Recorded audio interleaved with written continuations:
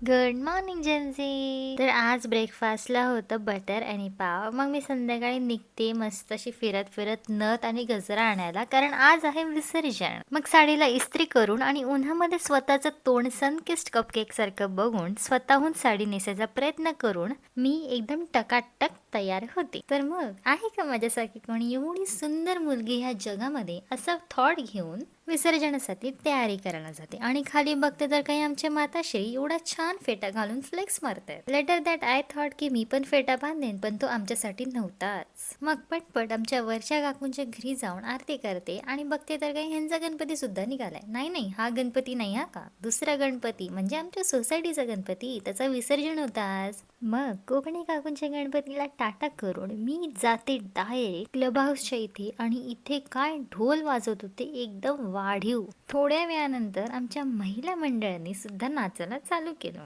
आणि सगळे नाचतात आणि मी नाचणार नाही. No no no no. मग मी सुद्धा माझ्या मातोश्रीला अशी कंपनी दिली की तिची नथच हरवली.